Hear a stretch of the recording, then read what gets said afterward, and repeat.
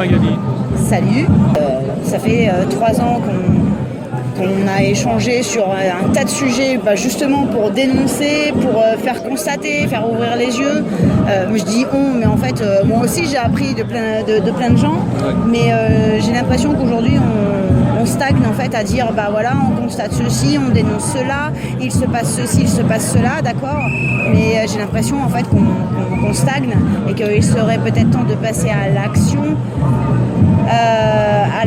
Aux actions en fait, pour pouvoir faire en sorte véritablement que les choses changent. Et puis il y a plein de thèmes qui sont pas suffisamment abordés. On est constamment en réaction en fait aux médias, pour faire court en fait, constamment en réaction en fait au gouvernement. Et ça aussi, ça me déplaît. Alors je dis pas qu'il faut pas le faire, mais d'abord je dis pas ce qu'il faut faire en fait.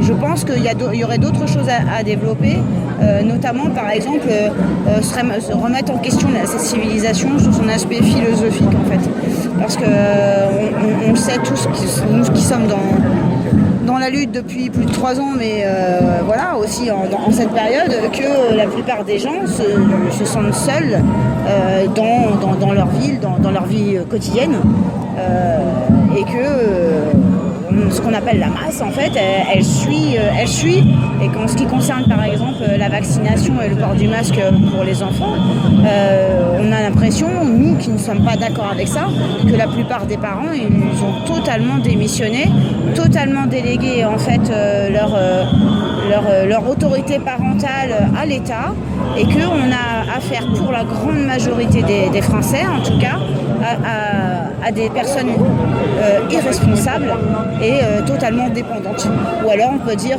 irresponsables et voilà. Moi je pense que quand on dit qu'on est un adulte responsable et autonome, ça inclut en fait que quand on a des enfants, on doit être en capacité de les protéger. Or, quand on fait confiance aveuglément à ce que dit l'ensemble des médias et ce que dit le gouvernement, malgré qu'on soit dans une expérience, excuse-moi, mais il y a vraiment dissonance. C'est pour ça que pour moi les sujets philosophiques doivent être abordés. Et il y a une excellente chaîne d'un gars que je kiffe parce qu'il en met plein la tête à tout le monde et il fait bien se remettre en question, c'est Ernesto 2.0.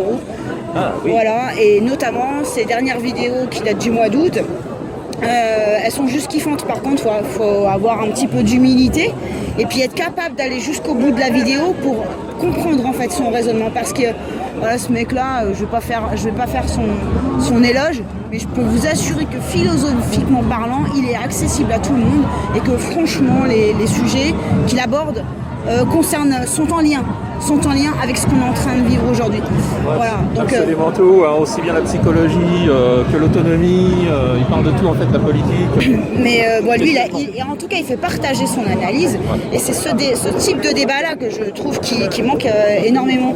Parce que parler par exemple, un truc que je trouve complètement stérile, c'est parler du débat Mélenchon-Zemmour. Ça ne m'intéresse absolument pas, puisqu'en fait on a affaire, pour moi, à des adultes qui vivent dans une grande cour de récré.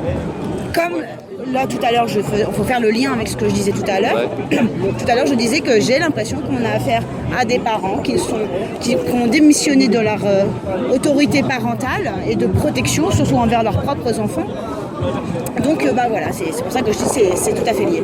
Absolument, je te rejoins là-dessus, c'est mon combat aussi, quoi. Merci Magali. Je t'en prie, merci à toi Alain.